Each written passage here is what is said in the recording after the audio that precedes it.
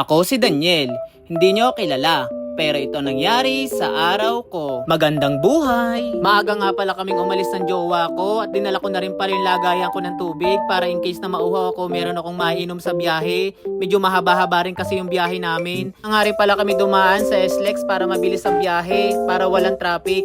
Buti na lang din ngayon at maganda ang panahon. Tapos wala rin sasakyan dito sa SLEX kaya mabilis lang din yung biyahe namin. At dito na rin kami dumaan sa Skyway. Maganda kasi dito dumaan, dire-diretso lang. Ang labas na lang namin to, Manila na sa Nagtahan. At di pala gumana yung RPid ko kaya binigay ko na lang. Padaan na rin pala ako dito sa lagi kong binibilhan ng pasalubong. Bumili lang ako ng 2 piraso at ipapasalubong ko doon sa dadatingan namin dito sa Sampaloc, Manila. Pag dumadaan kasi kami dito, hindi pwedeng hindi ako bibili kasi napakasarap ito lalo na pag bagong luto. Nakarating na rin pala kami at binuhat ko lang si Dior at dinala ko yung pasalubong. Hindi na rin pala ako nagtagal at dinala ko na rin yung sasakyan sa parkingan. Bawal kasi dun sa harap ng bahay at baka maklam.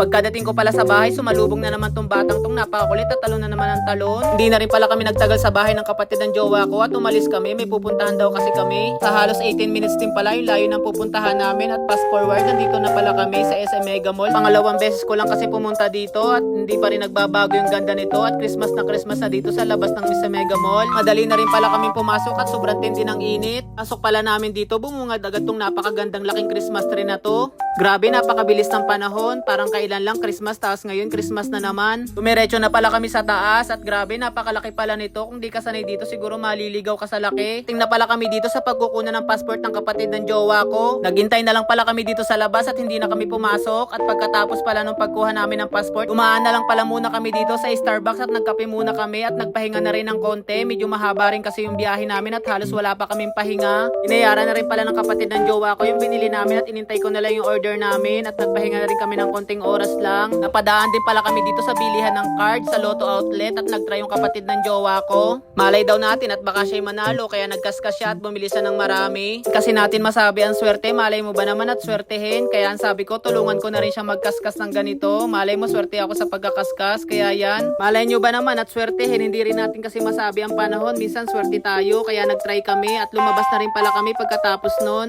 Naglakad-lakad na lang pala kami ng jowa ko at grabe napakalinis dito at napakalakas ng simoy ng hangin. Naaalala ko lang nung pumunta kami ng Hong Kong. Halos ganito kalalaki yung building, nakakamiss lang mag-travel. Sana sa susunod makapag-travel na lang uli. Kaya tiyaga-tiyaga lang at nandito na pala kami. Nintay namin sa akin ng kapatid ng jowa ko. Dito daw kami pipikapin ng driver niya. At pagkadating-dating ko pala sa bahay, hinarot-harot ko lang si Dior at nagkapi-kapi lang ako at nagpahinga. Alam nyo naman tong batang to, kahit ilang oras lang kami nagkahiwalay, laging gusto magpabuhat. Bumili lang pala kami ng maiulam sa labas at wala kaming maiulam ngayong gabi. Dito lang pala kami bumili ng manok sa Buterox Chicken. Grabe, napakasarap ng mga tinda nila. May yempo at saka chicken. Ang binili na lang pala namin ay yempo at pinachop-chop ko na rin. Sabi kasi ng bilas ko masarap daw to, lalo na pag may sauce nila. Kakasawa na rin kasi yung manok lagi, kaya tinry na lang namin ito. Mukha naman siyang masarap. Binayaran na rin pala ng bilas ko yung binili namin at umuwi na kami. So yan guys, hanggang dito na lang. Thank you sa panonood. Bye-bye!